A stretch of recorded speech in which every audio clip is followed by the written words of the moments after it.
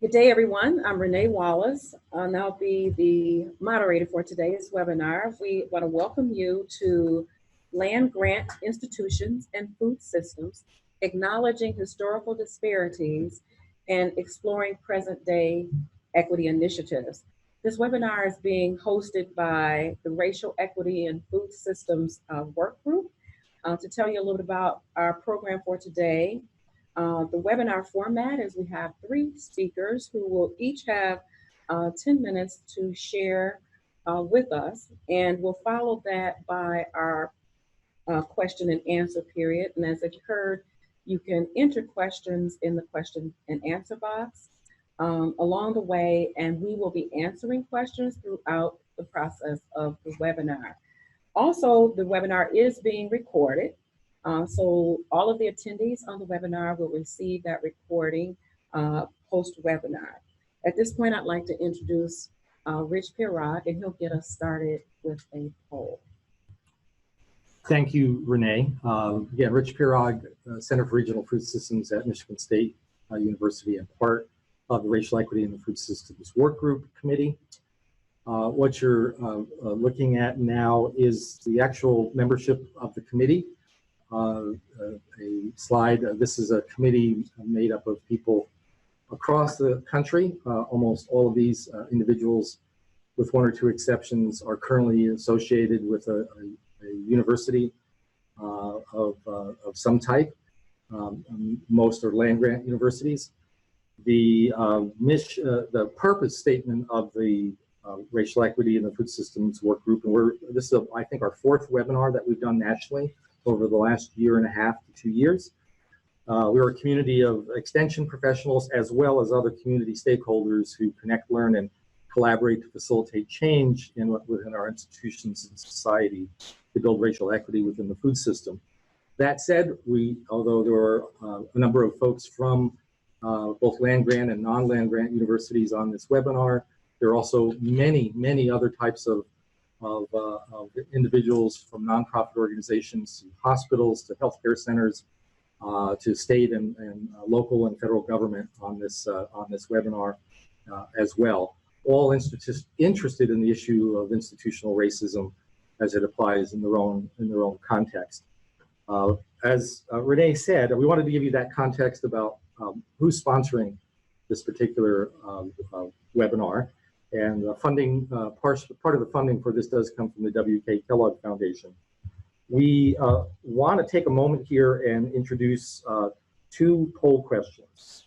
And so we have the first poll question, and the question is, what type of land-grant institution do you currently work in or work for?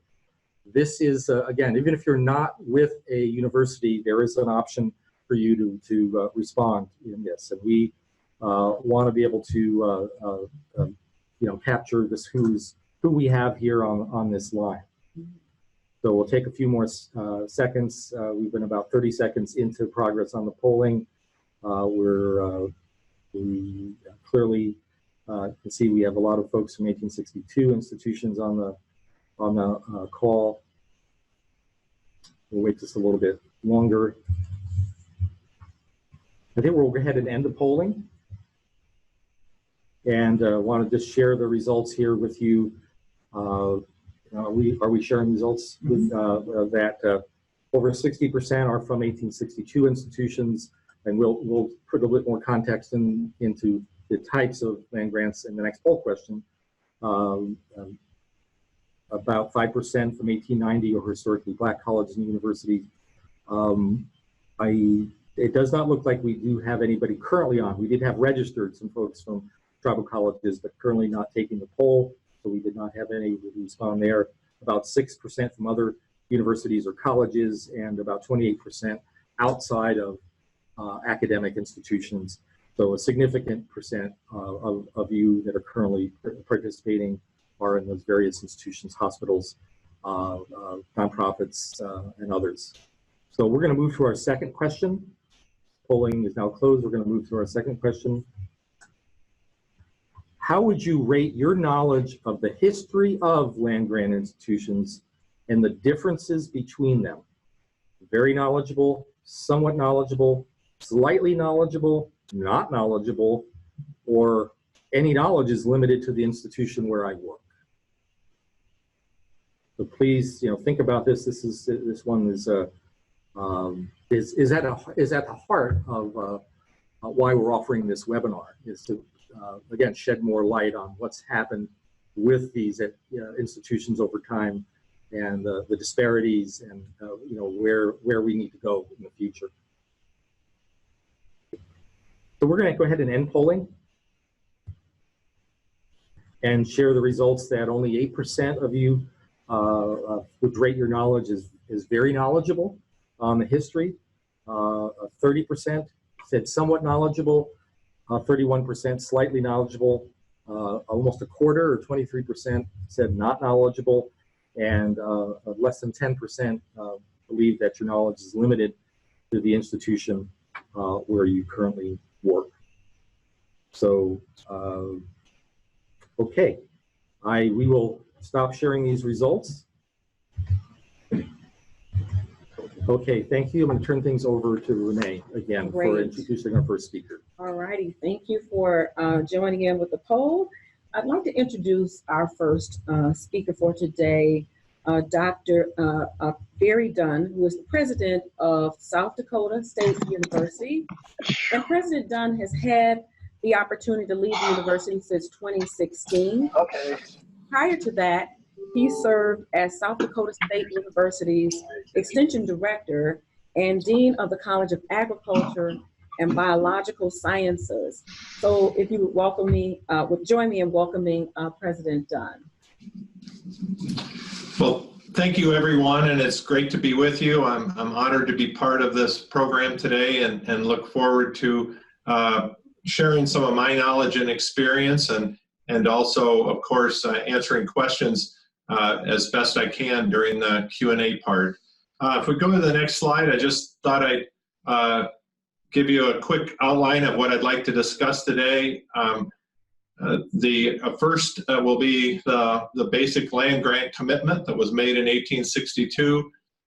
Need to go into history with you to talk about the long and troubled past of the Lakota and Dakota people of South Dakota, and how that relationship with has played out over the last 140 years or so. I thought I'd review the SDSU's impact on South Dakota and what it meant to have a land grant in South Dakota, and the enormous benefits that the state has have been provided to it by its land grant status. And then I will end with a brief overview of a new program that we started a couple years ago. It's called Wakini, which in Lakota means a new beginning. So that's what we're going to talk about. If we go to the next slide, just for everybody's benefit, in 1862, President Abraham Lincoln, right in the middle of the Civil War, signed the Morrill Act of 1862, and one of the major authors was Justin Smith Morrill, a congressperson from Vermont, and one of the great congressmen and senators in our nation's history.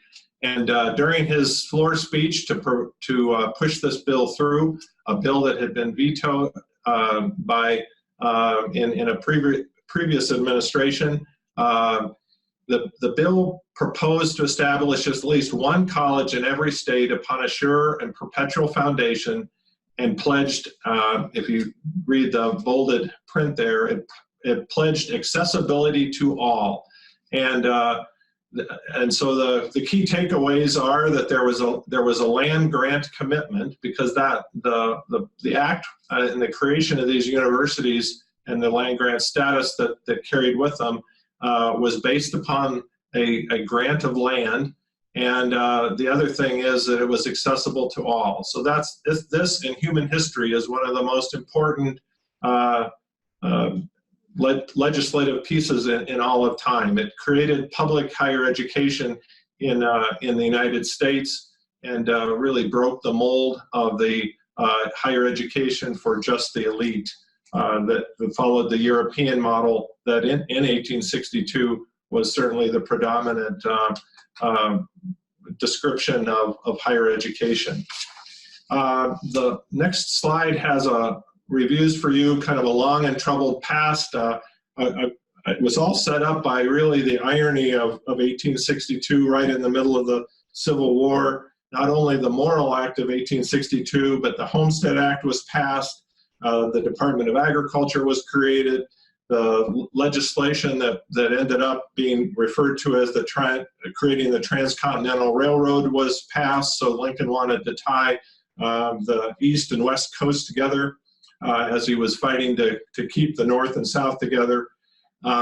So really, and I could go on and on. It was an enormous year of success for Lincoln, and it changed our country and our nation in dramatic ways. Another thing to remember about South Dakota, but also about relationships with the indigenous people of South Dakota and the immigrants that were flowing into our nation at the time, was the Wounded Knee Massacre, which happened in western South Dakota in December of 1890. It's really the last major military conflict. It was a horrific massacre of over 300 Lakota people, basically for just a horrible stain on our nation's history. And if you don't know about these things, I hope you'll take notes and look them up on Wikipedia or somewhere afterwards. Just to give you some context, there's 9 federally recognized tribes in South Dakota, and of the 50 states, we have the 3rd highest population of American Indians. We also have the 7 of the poorest 25 counties in the United States, and those are all reservation counties and communities. There's a kind of a myth in Indian country and around the United States that Native American issues, American Indian challenges are federal issues. But I tell you that in South Dakota, and that last bullet there about the incarceration rate, it impacts the challenges of the reservation and those 9 reservations in South Dakota, which are some of the poor, as I said, the poorest of the poor in the United States.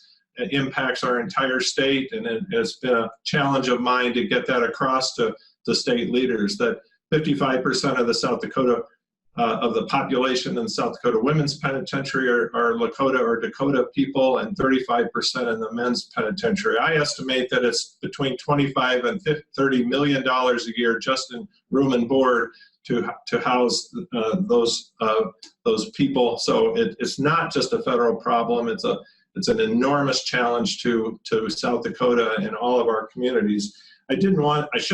Really don't want to leave you with this image, because on the flip side, there's tremendous leaders have emerged. It's certainly a story of irony and conflict, but also of resilience and hope. Great artists like Oscar Howe, Olympic athletes like Billy Mills, congressmen like Ben Rifle, just a long history in education with Lionel Bordeaux and Tom Shortbowl. So lots of problems, but also a tremendous culture, and one that I personally very proud of and celebrate. The nenext slide is, I'm going to take you back again into the 1860s and think about the Treaty of 1868, which was signed with the Lakota people and the Northern Cheyenne in Fort Laramie, Wyoming. And it granted all of that land that you see there to the Lakota people and the northern people of the Northern Cheyenne. It crossed 6 states and was an enormous land mass. And if you go to the next slide, I'll show you what's left of that commitment. So there's the Flanders Sioux tribe really doesn't have any land left, and so it didn't show up, but very little land left. And even within those pink regions that you see, up to half and sometimes more of that, even within those boundaries, was sold off in the early 20th century. And so a lot of those reservation boundaries depict a larger land mass than the Lakota and Dakota people actually have as a resource base. And this is really important because if you go to the next slide, in 1889, South Dakota became a state, and as part of the Enabling Act of Statehood, and this is true with North Dakota, SDSU became a land-grant university. We were a small college at the time, and with that land-grant status came 120,000 acres of land, and it was 30,000 acres for every representative and every U.S. senator that in Congress. So at the time, we had 2 senators, of course, and 2 members of the House of Representatives. So we got 120,000 acres. And for the Ag Experiment Station, we got 40,000 acres. So where did the land come from? Whose land was it? If you just hit the next button, the land came from the remnants of the Great Sioux Reservation, if you compare those 2 slides that I just showed you. If you go to the next slide, I'll list off some of the incredible benefits to the state of South Dakota that having SDSU as a land grant has had. Literally tens of thousands of children have benefited from 4-H. Hundreds of varieties of crops have been released through the Agricultural Experiment Station to improve productivity, research on all sorts of topics. One of the major animal vaccines in the history of our nation was developed here at SDSU along with our partners at the University of Minnesota. We're one of the smallest land grants. We only have 80,000 alums, but we're very proud of them. I say that there's countless intangibles, and if you think of the economic impact, it's just literally billions of dollars over this near 40 years. But we serve less than, in terms of population, less than 2% of our undergraduate population is either Lakota or Dakota, and it would be even a smaller percentage of our alumni. So lots to be proud of, but certainly we've left a very important group of people behind, and that's what we're here to talk about today. The next slide is a quote by one of the great theologians and philosophers and authors of the 20th century, and C.S. Lewis said, "You can't go back and change the beginning, but you can start where you are and change the ending." So if you go to the next slide, at SDSU, we're trying to change the ending of our relationship with the 9 tribal nations in South Dakota. And the next slide then outlines some of the major points. What we did at South Dakota State was we still have our land grant land. We know exactly which land it was when it came with statehood. And so we received annual funding from that land. It's rented out to farmers and ranchers. So we dedicated that annual flow of money, which is about $550,000 a year, that had been part of our budget. Just basically, I just say we paid the light bill with it. We just, over the years, we just became part of our operational budget. What we've done at SDSU is we've dedicated that flow of money to benefit the heirs from whom the land was taken back many years ago. So kind of a dramatic decision, and certainly caught the attention of people in South Dakota. Our other commitment is to change the climate and the culture on campus so that we better serve and we improve not only the number of students that we serve, but their graduation rate. So our goal is to have the same proportion of our student population. We want that to mirror the population in South Dakota. So nearly 10% of our state's population is American Indian, and our goal is to have that same proportion on campus. We're building a new American Indian Student Center with money we raised privately. We're strengthening partnerships with the tribes and TCUs in many, many ways. And then I mentioned increase the number of American Indian students that graduate. We have a very, very poor graduation rate of those that do attend.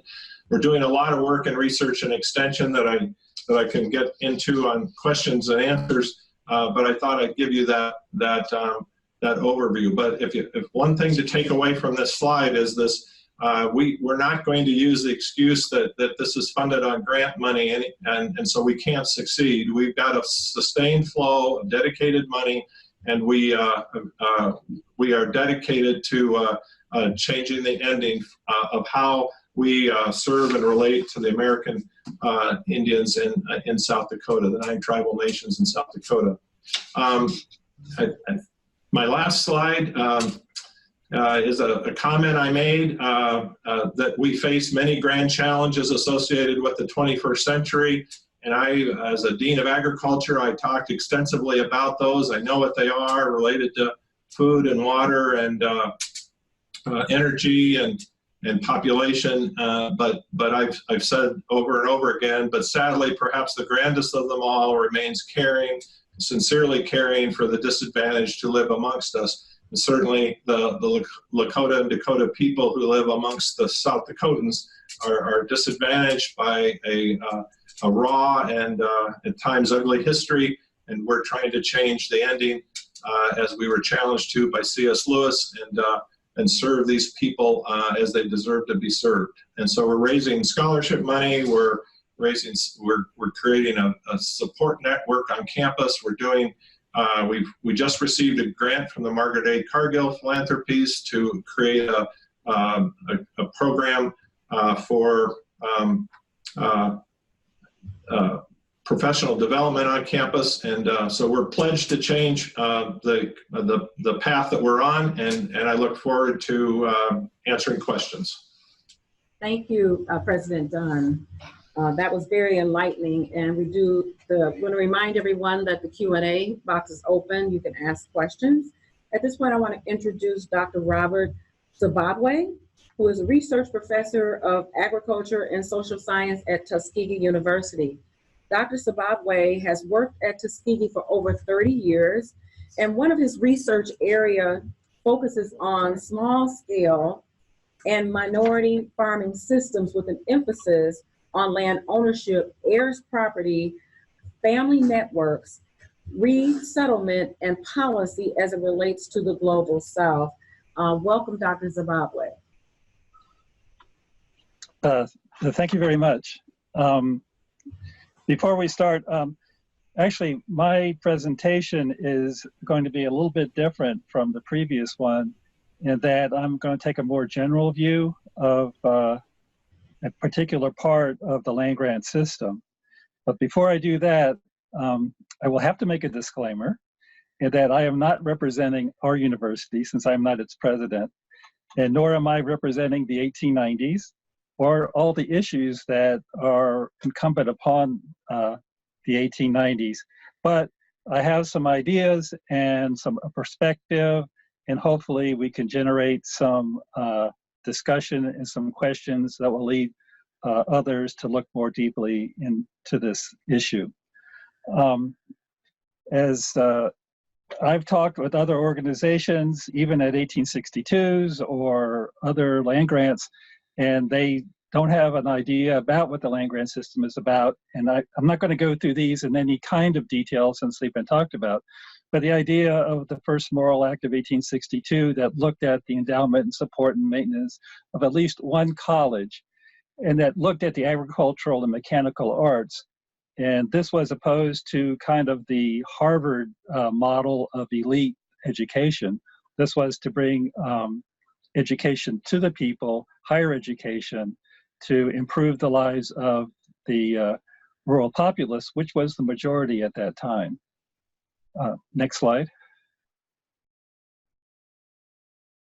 And of course, they didn't have this many 1862, so just kind of focus a little bit on the East Coast, and you can see that each of the states and the territories now have what we call an 1862 land grant institution.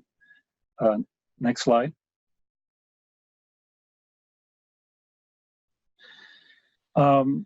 Again, Morrill had experience of what was happening after the Civil War, and he went from being a congressman in 62, by 1890 he was a senator from Vermont, and he noted that the people of color were not allowed into the land grants in the South. So he did his second Morrill Act, which said that no money shall be paid out where a distinction of race or color is made in the admission of students. However, he left a caveat that colleges could be established separately if the funds were equitably divided. And of course, that's probably been the sticking point ever since that time. What does he mean by, or what was meant by equitably divided? And of course, we would say that that's never been the case. Next slide, please. And as you can see here, these are where the 1890 institutions are located. There are 19 of them as of now. The newest one, Central State University in Ohio. And you'll notice that Alabama has 2, Alabama A&M and Tuskegee University. And most legislation will say 1890s and Tuskegee because of our special status of being a land grant, but semi-private as well. Next slide. Just want to quickly go over that there were more recent provision in terms of the land grant. That is the 1994 institutions that deal with the tribal colleges and Native American status. And those are called the 1994s. And next slide. You can see where those are located as well. And then finally, next slide. We have our last group, that is the Hispanic serving institutions and the Hispanic serving agricultural colleges and universities. And they are based on the percentage of Hispanic, Latino enrollment, agricultural programs, and graduation rates. Next slide, please. And then the next slide, please.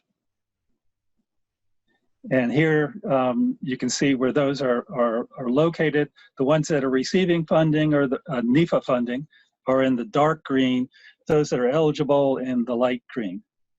And of course, you see that the majority are in California, Arizona, New Mexico, Texas, Florida, and New York. So this is sort of an overview of the land grant system. And in many cases, most people don't know that the others exist. Next slide, please. So when I was asked to talk about this topic, the idea was to look at disparities and equity, and I wanted to come up with a few concrete examples that people can see what has been going on over the years. Next slide, please. One of the major issues is state matching funds. That is the idea that land grant colleges receive their research funding through the Hatch Act, the 1887 Hatch Act, as well as their extension money from the Smith-Lever Act of 1914. But the states have to match at least 1-to-1 the dollars that come to the institutions. In many cases, the 1860s two schools not only have 100% match, they have over 100% match. Next slide, please. I just want to give you a 2-minute warning. Yep. Okay. So what we have here is a showing you the match that is the schools that have, and this again is in 2012, I do believe, and I have a link to this. You see which schools have a match under extension and research, and how many do not, and therefore, and then the money that is being lost to those institutions because the match is not there. Next slide, please. And these are the rest of the institutions, and I highlight Lincoln University and South Carolina State University, not only because they have the least match, but because of examples that will follow. Next slide, please. This is a story that was published in 2017 dealing with Lincoln University and the problems that the administrators had to do, that is using their own monies to match what the state was not providing so that they could receive their full receive their federal land grant funds. That is, if you don't receive the 100% state match, the states have to ask for a waiver. Eventually, if the waiver, doesn't get granted, then the federal government can withhold monies based on what the state does match. In this case, Lincoln had been using their own internal funds to help get that match, which meant that they were also losing money. Next slide, please. Okay, this talks about disparity and duplication. Again, this is South Carolina State University, 2015, where the legislators floated the idea of closing the school down for 2 years to solve some financial problems.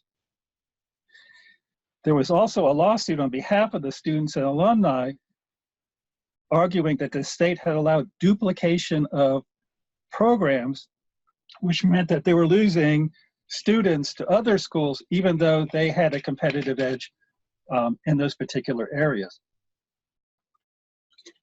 So again, the university is set up, but at the same time, if other schools are allowed to take over their programs, then they lose the ability to recruit students in that area. Next slide, please. And then finally, wanted to talk about disparity of competition. That is, ideas that the 1890s have a particular competitive edge in an area, and once they have established it, it becomes open to other programs, and then we lose that edge. And I wanted to just mention, excuse me, the 2501 program. And its goal was to reverse the decline of socially disadvantaged farmers and ranchers. It was an idea that came across after a task force on Black land ownership in the early 80s. And when President Reagan issued an executive order in support of HBCUs to start some pilot programs on technical assistance, mostly to African-American farmers, ranchers, and in support of community-based organizations. And the initial group was 3 1890s, a community-based organization, the Federation of Southern Cooperatives, and one 1862, New Mexico State. And at that time, there was a budget between 1 and 2 million. Next slide, please. Over the next 10 to 15 years, this program became established into the Farm Bill under Section 2501, where it got its name. And again, it focused mainly on the 1890s, but then the tribal colleges, HSIs, and CBOs became prominent. And so by the mid-90s, there were 17 1890s, 4 tribal colleges, 3 1862 or other state-related universities, and 3 community-based organizations, all in the South. Again, budget was increased a little bit to $3 to $5 million. And then from this point, there was a budget of $10 million. At one point, it was supposed to be $20 million, but that $20 million was never appropriated.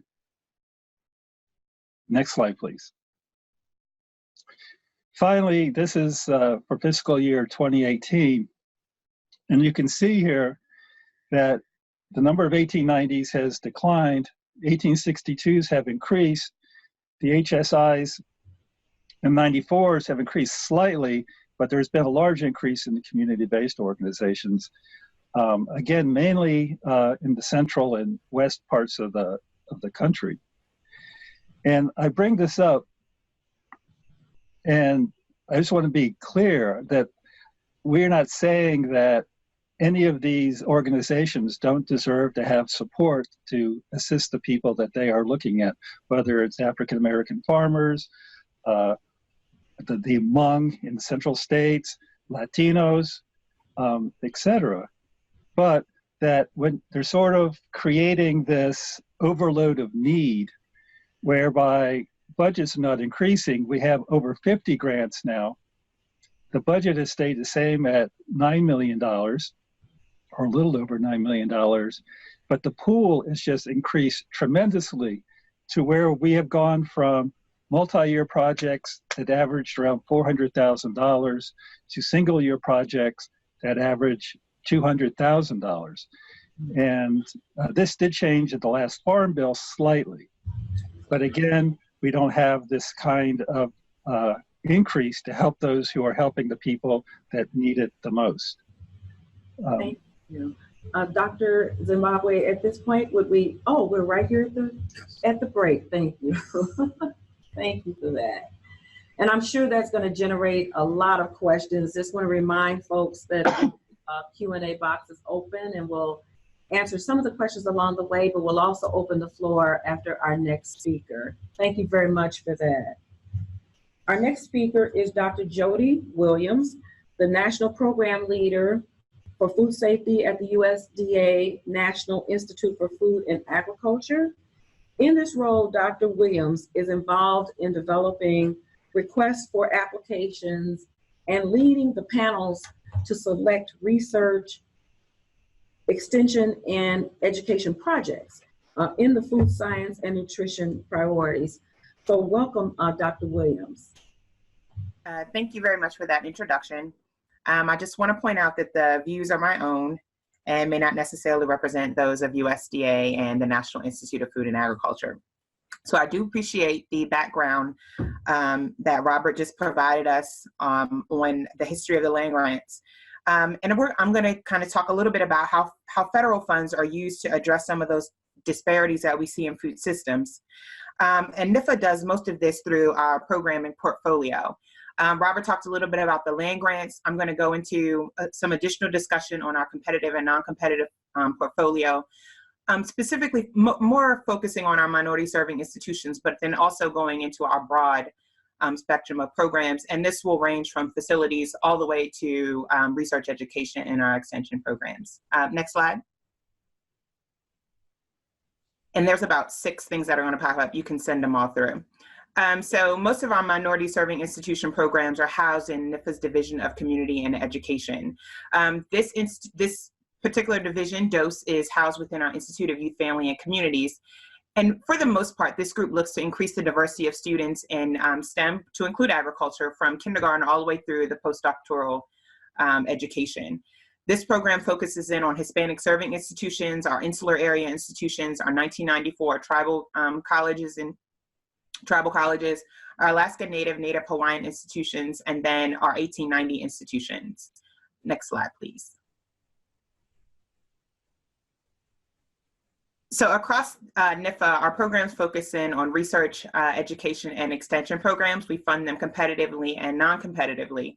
And we're going to talk a little bit about those particular programs focusing on our minority serving institutions, but we'll also look at the broad strokes of our larger competitive portfolio and what we're doing in those programs to reduce some of the disparities, particularly in the area of food systems, and what types of things we include and incorporate into our request for applications, and also in our process when we're looking at supplemental funding, additional or supportive language in our request for applications to encourage collaborations, and then also looking at, in terms of process, our review panels, our competitive review panels, and the diversity of those. Next slide, please. So we're going to roll right into our non-competitive programs at our 1890 institutions. We have our 1890 facilities program, which looks at our physical building and facilities on 1890 university campuses. And as Robert mentioned, there are 19 of those campuses. These funds are distributed through a formula. We also have our Evans-Allen's research capacity portfolio, which looks to fund capacity research at our 1890 universities. And then finally, our 1890 extension program, which looks to build capacity in our extension and outreach on those 1890 campuses. These programs were established so our 1890s can participate fully in the development of human capital and those food, ag, and human sciences, so we can reduce some of those disparities that we see between our 1862s and our 1890s. Next slide, please. In terms of our 1890 programs, we have one focused competitive grant program. It's called the 1890 Capacity Building Grant. Can you click it one more time? Thank you. This Capacity Building Grant program, only 1890s are eligible to receive awards through this program as project directors, but we do encourage collaboration with the 1862s and minority serving institutions so we can make sure that we're leveraging resources across all of the federal funds for our land grant communities. The priority areas under these programs stretch across production ag, all the way to human sciences and food sciences. Next slide, please. I'll go right into some discussion about the 1994 competitive grant programs, the 1994 institutions and the competitive and non-competitive grant programs that support them. Talking about the non-competitive program, we have the Tribal College Endowment Program. Funds from this program can be used at the discretion of the institution leadership. In 2017, there were 34 tribal institutions. This endowment had $4.56 million total to spread across those institutions. This is done through a formula. Each institution received anywhere from $60,000 to $338,000 per institution. Most of it is based on student enrollment at these institutions, so hence the broad diversity of sizes and award amounts. And also remember, these are both 2-year and 4-year colleges that are under our tribal programs. Next slide, please. In addition to those non-competitive programs for the 1994s, we also have competitive programs. There are 3 competitive programs where the 1994s are the only entities that can apply as the leads. Our Tribal College Equity, which is an education program, Tribal College Extension, which is more of an informal community-based learning program, really focusing in on farmer education, youth development, rural entrepreneurship. And then finally, we have our Tribal College Research Program that looks to build research capacity at those universities, both for faculty and foundation and research for students. The fourth program is FERTEP, the Federally Recognized Tribes Extension Program. This program is 1890s and 1862 land grants are eligible to apply, but they must provide informal learning to support youth development and ag productivity in the tribal community or within the tribal community. Next slide, please. The next program I'm going to talk about is our Hispanic Serving Institution Program. This is an education program. Only Hispanic serving institutions are eligible to apply for this. What many people do not know, there are over 500 Hispanic serving institutions in 25 states, including the District of Columbia and Puerto Rico, with an additional 328 listed as emerging. This is outside of, the Hispanic serving agricultural colleges and universities. So there are less HISACUs than there are HSIs. But I just wanted to be clear that HSIs are eligible for this. This is the large pool for this education program. These include 2- and 4-year public and private institutions. As I mentioned, this program is looking to develop capacity in ag ed by developing and enhancing curriculum, faculty delivery systems, and infrastructure. This program looks to recruit and retain underrepresented students at our Hispanic serving institutions and facilitate relationships between other HSIs and the public or private sector. Next slide, please. Hi, Dr. Williams, you have about 1 minute, and then we're going to go directly to, I know we're coming close to the closure, and I want to make sure we get a chance to get some Q&A in. Okay. Go ahead. So the last program I'll discuss is the Alaska Native Hawaiian program. It's intended to support educational needs for the food, ag, natural resource, and human sciences. This program is looking to increase underrepresented students in our ANNH programs or institutions and prepare students for careers in the ag sciences. Next slide, please.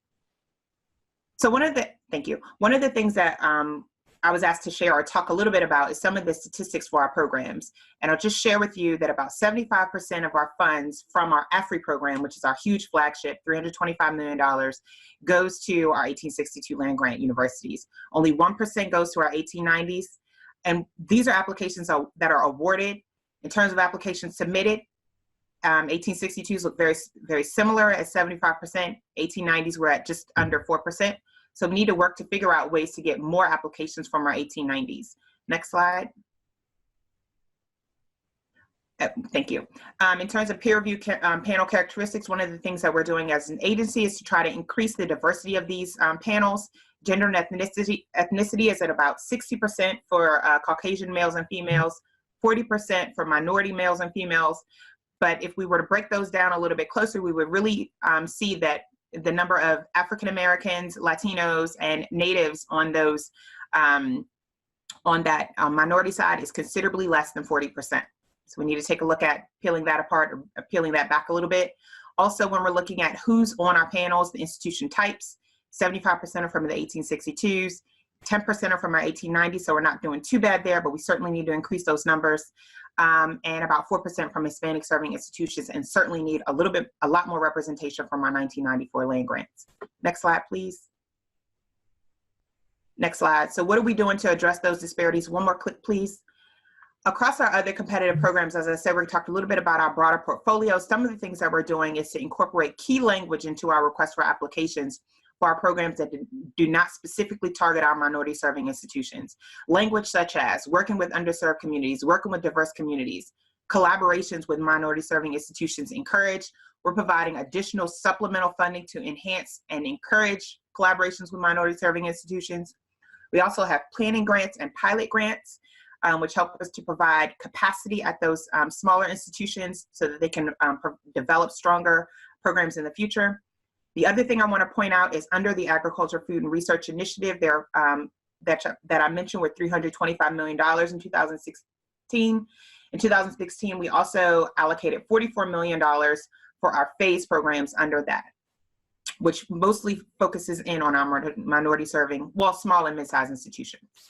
And this is my last slide. When we're looking to recruit diverse panels, one of the things that we want to make sure that we're looking at, I think Robert showed a map earlier of where all the universities are located.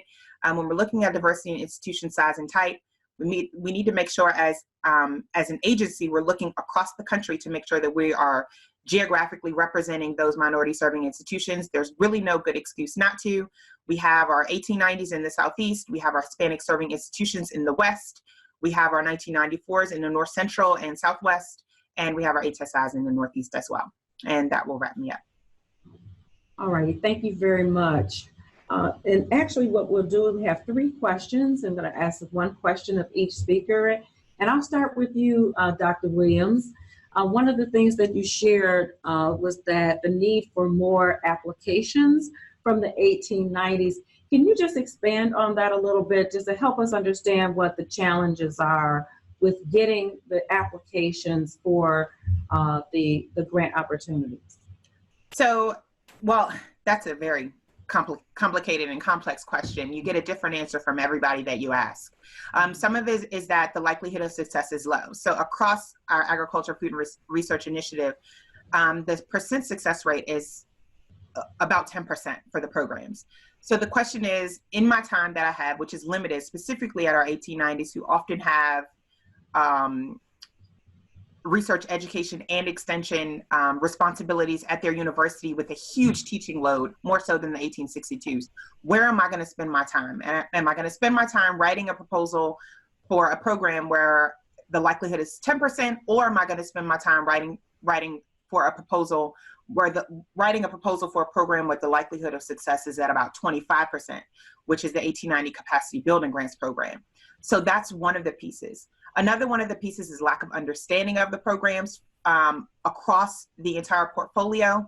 Some of the things that we're doing to address that particular piece in terms of lack of understanding of the programs is that we host webinars. Last year we did a couple of symposia. Well, for the last 2 years at Delaware State University, we hosted grantsmanship workshops, really targeting our 1890 land grant communities, so that we can get them with a little bit more information, specifically in the food safety and nutrition portfolio, where they could learn a lot more about the programs that we offer, and hopefully, ideally, increase the number of applications in those areas. Wonderful, thank you for that. So the next question for Dr. Zimbabwe, you talked about the matches, and that in many cases there are absence of matches. Can you share a little bit with us about the challenges and the opportunities of having more match for the institutions that you are representing?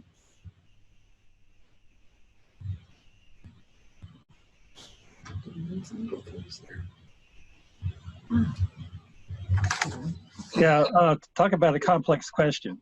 The match is mandated by law, federal law. The states are supposed to do this, and they don't. And what could be made, I think, I don't know if it showed up on the screen, it was over $50 million that could go to the 1890s to help them fulfill their missions. And this is money that goes to both research and extension. That is the mandate of the 1890s. What they've taken on is to work with those communities that need assistance the most. And we like to say we do the most with the least, but there's only so much least you can use. And so the idea that the states need to come up and say and do what federal law tells them to do, and then even to see the real promise of the 1890 institutions to their communities. I would doubt that the 1862s have a hard time getting their matching funds from their state capitals. But the 1890s spent a lot of time. As a matter of fact, it was just this past year that North Carolina State got their first 100% match. One of their state senators, not a federal congresswoman, came up and told us about this. The first time that North Carolina was able to do 100% match. So what can you do with a couple $1 million? That's, you know, your imagination only tells you, but that's mandated by law. Okay. Thank you for that. So clearly that's a huge opportunity, and we can see how that disparity is really affecting the opportunities in those communities. Dr. Dunn, one of the questions asked if you would share a little bit more about the WIKINI commitment, and how do you go about engaging, or how did you go about engaging the tribal leaders and the community members in that process? Well, thank you for the question. It takes a lot of commitment on our part to reach out to both the leadership on the tribes, but also the tribal colleges in South Dakota. And we've done that. We've a lot of time on the highway because we're a very not very heavily populated, so you got to be willing to drive, but just have to be intentional. And in the design of our American Indian Student Center, we literally took a road trip with the architects, and one of whom was a Native American, and we listened and had engagement sessions all across the state. And we work very closely with tribal colleges in South Dakota, and so they've been a great great sounding board for us. But it just has to be intentional, and the resources that we now have that we've reallocated from the light bill, so to speak, so to these great young people and their communities is helping to provide those resources to keep those bridges of communication alive and vibrant. Okay, thank you for that. A question, and I'm not sure which of you would want to answer this, but jump in, please. Can you give some more specific examples about how the ways that the funding and the resources from the land grants are actually benefiting the heirs of the land itself?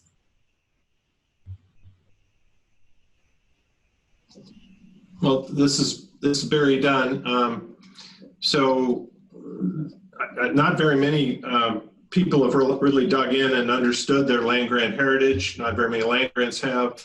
And so I don't think that that's well understood in the land grant community.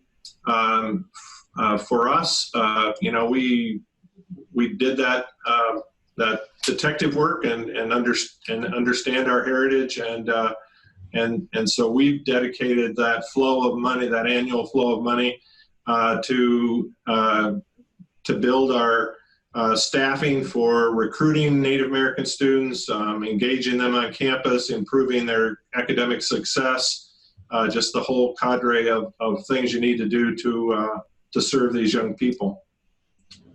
Thank you for that.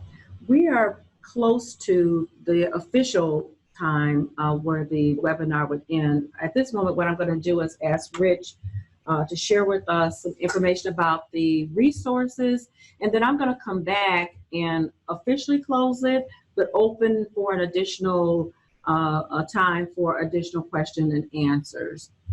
Okay, thank you very much, Renee. Again, this webinar is a start for a conversation around looking at disparities and a move towards more equity across land-grant institutions. We're really glad other institutions have joined us as well. We were hearing some feedback from some of these other institutions, other than the land grants, that there aren't opportunities to discuss equity issues within their own institutions, and that they have either observed or are aware of instances of institutional racism, both historic and present day, at their own institutions. And part of our work here is to help shed more light on what those disparities are. And the Equity Food Listserv, which is just a national listserv, is a place where we can continue this discussion. You'll find a way to join that listserv, and the resources that were discussed here, including the resources from all three presenters, at this website. If you registered, and everybody on this webinar has registered, and all the people that registered and didn't attend will get an email with a link of the recording and other information. All of it is going to be found on this link that you see in front of you here on the Racial Equity in the Food Systems webpage. So you will get all of this information. If you're not a member of Equity Food, we are continuing to try to build conversations of what people are learning and what challenges they face from institution to institution across the country. So please join. It's very easy to do. It's one or two clicks. Again, the funding for this work comes in part from the W.K. Kellogg Foundation, and all the members of the committee, of which I'm just one representative of, are also listed on this page. And we are spread all over the country, and we're glad to discuss things regionally with you. We've got members in California and Oregon and East Coast and the Midwest and Deep South. So please look at us as allies and resources in this work. So with that, I'm going to turn things back to Renee. The official end of the webinar is complete. However, we still have questions. Yes, we do. And so if you'd like to, we ask our panelists if they can stay on, please do. But any questions that remain unanswered, we will send to the panelists, hopefully with a chance to connect back with the questioner to get them answered. So Renee, turn things over to you. Okay, great. Well, first of all, I want to just say thank you to everyone who joined us today. As you can tell, this topic has a lot of depth to it, as we got a good start today in the conversation.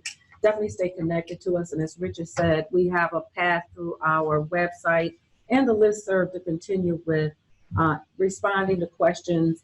And your follow-up with us also gives us insight on developing additional webinars. So we really appreciate your presence today and your continued engagement with us through the listserv and the website. So as Rich says, that does officially is the official end of the webinar, but I'm going to go ahead and start with the additional questions that we have that you've introduced.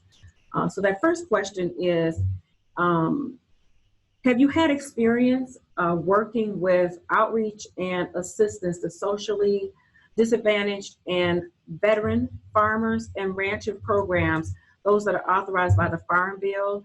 And if you have, what would you say that the programs are doing well, and what are some of the major benefits that the programs are bringing to historically underserved producers?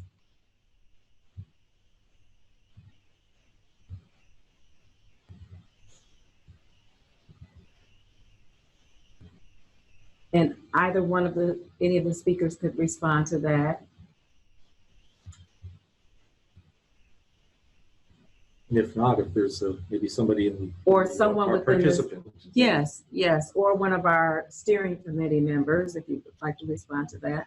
So this is Jody. I'm just going to chime in. I'm not overly familiar. I'm familiar with the program, not familiar exactly with the outcomes and impacts of it to date, but I would be happy to forward this to the program folks that are associated with the program and see if they can't get back a better response to you. Okay, wonderful. Thank you for that. Greatly appreciate it. All right, well, let's go to the next question.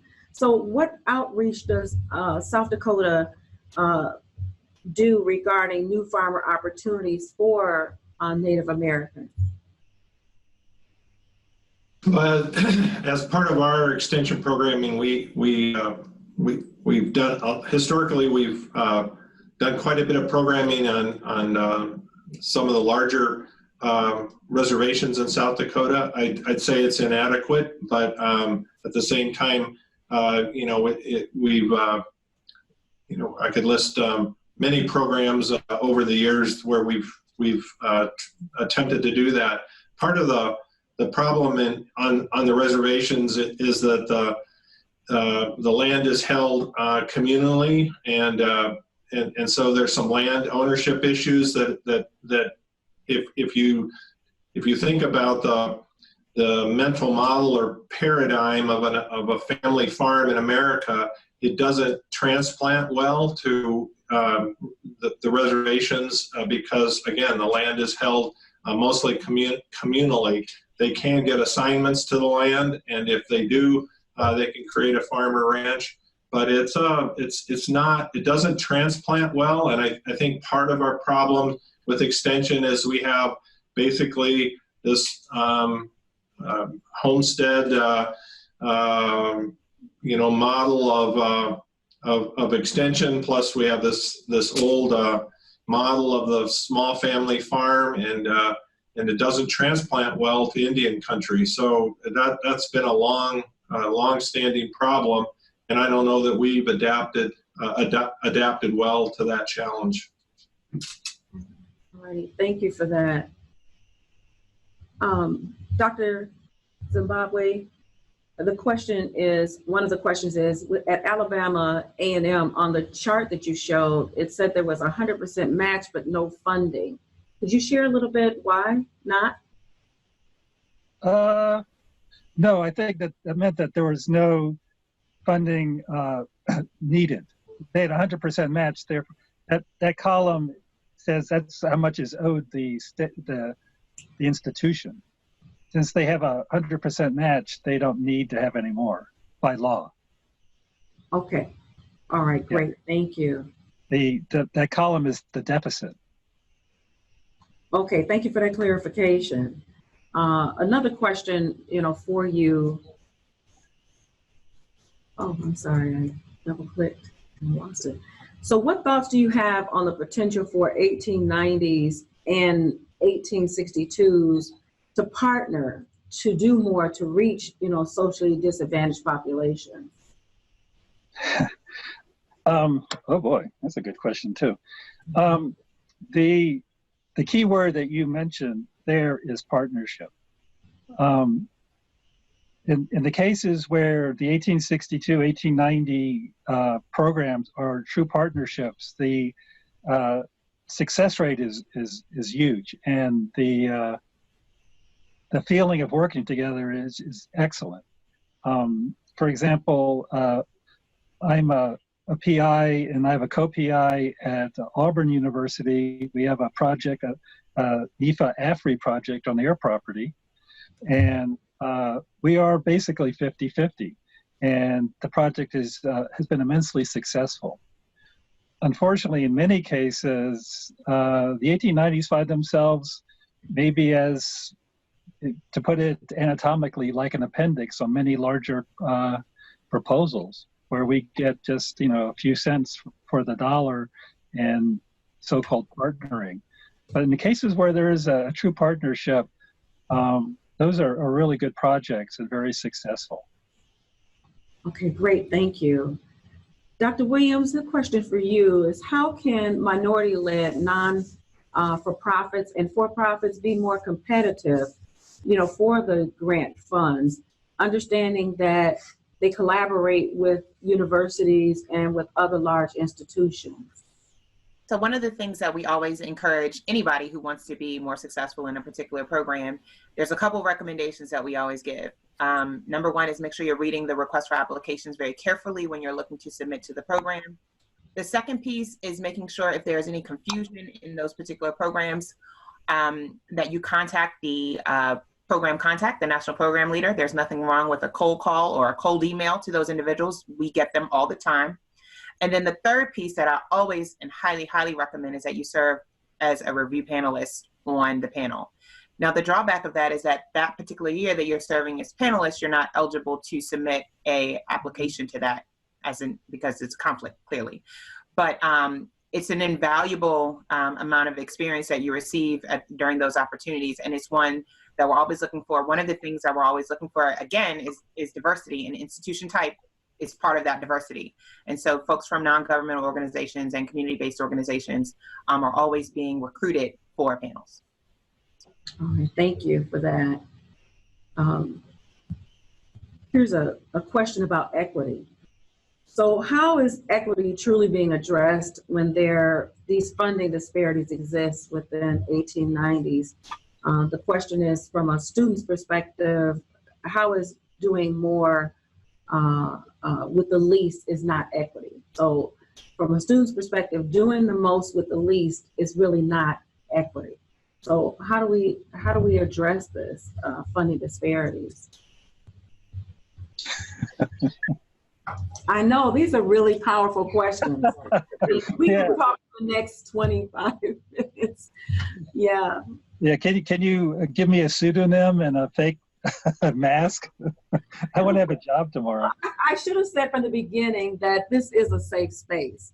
We realized when we put this panel together that we were touching on some very deep things, and that's what we endeavor to do, is to get to the heart of these issues, because people really want to do the work. So, and these are the real questions. Feel safe. These are the real, as Rich said, these are the real questions. I'll just pipe in just quickly. One of the answers is that when you graduate from an 1890, that then you influence your legislator, your state legislators, to support those institutions or that institution. Some of the strongest 1890s are the ones that have people in the legislature, in the House and the Senate, that support them when it comes to funding them. And so there is a direct correlation with that. But, call up, write, say, support Alcorn State, support Tuskegee, support FAMU, support A&T.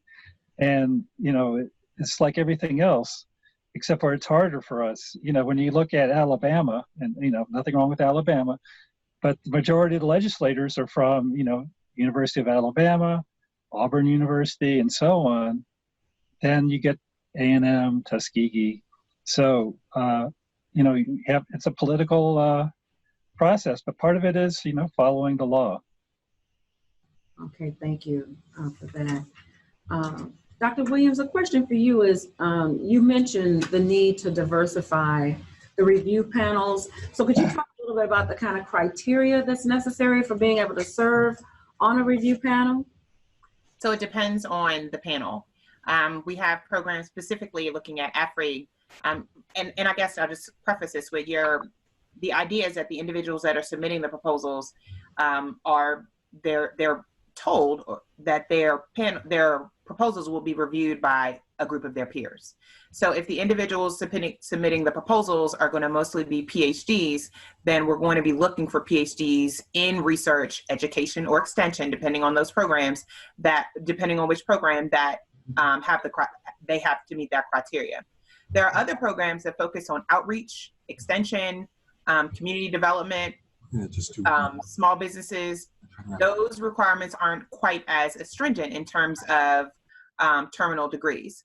So there are opportunities. It just depends on which programs. And what I recommend that you do is once you're familiar with the program that you want to work with, reach out to the national program leader who's associated with that particular program and ask them for their criteria. Basically, they'll ask you to send them a CV and they'll let you know whether you're a good fit or not. And if they say no, just ask them why. There's nothing wrong with that. And do they have any recommendations for any other programs where you may fit? Okay. All right. Great. Thank you for that. There were several questions about the review panel, so there seems to be a bit of interest in wanting to know that. As a last question, when we take a look at these disparities and things we've talked about today, how would we define success? And I know these are loaded questions, so if each of you could just take a minute and just share, how would you define success in being able to move toward a more equitable food system from a racial equity standpoint?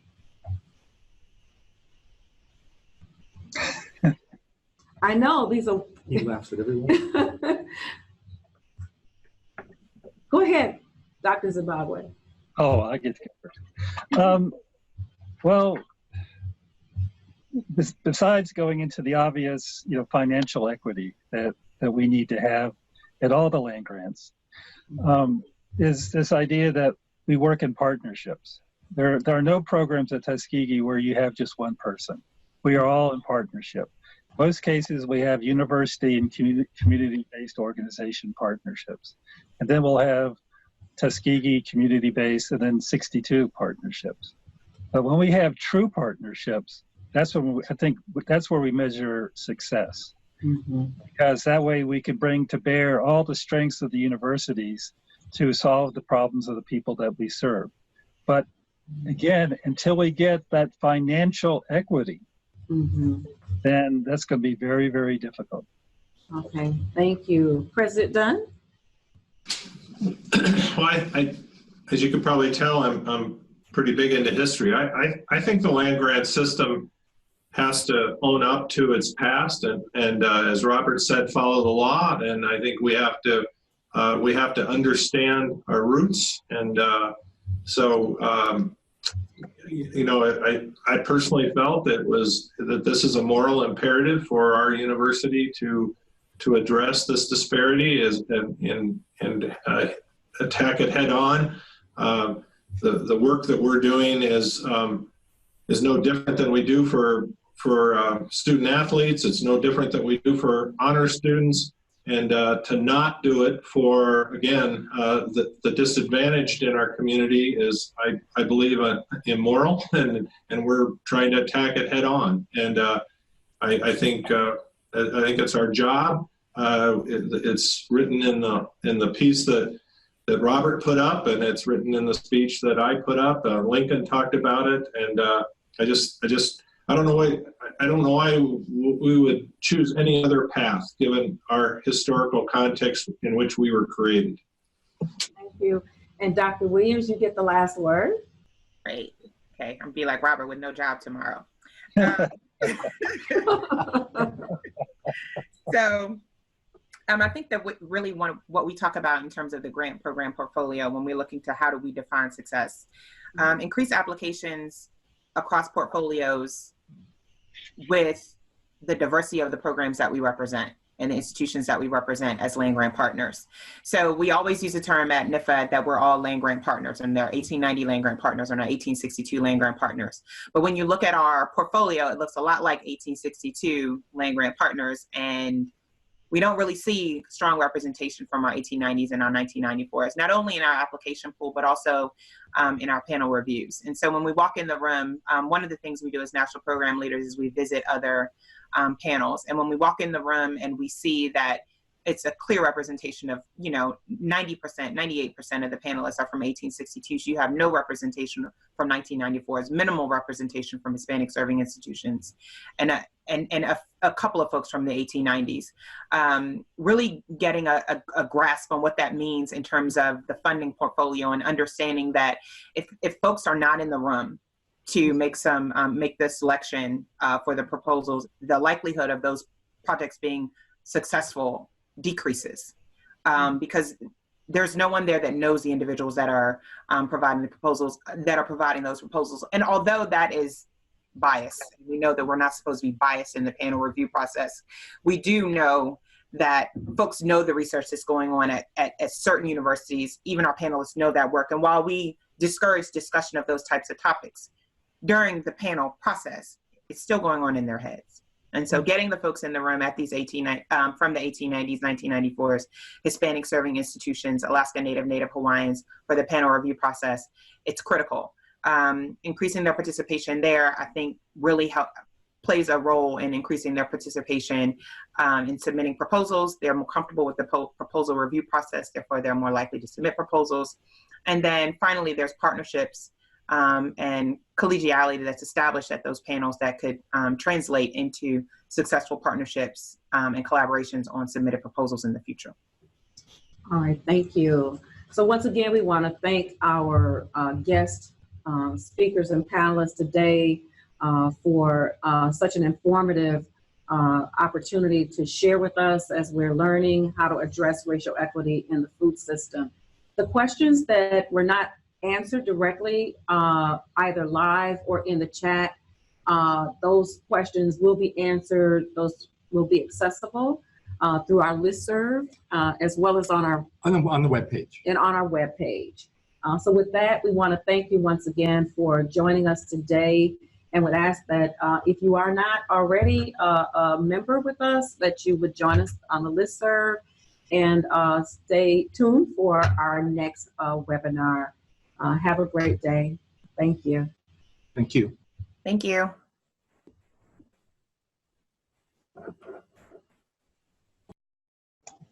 Thanks.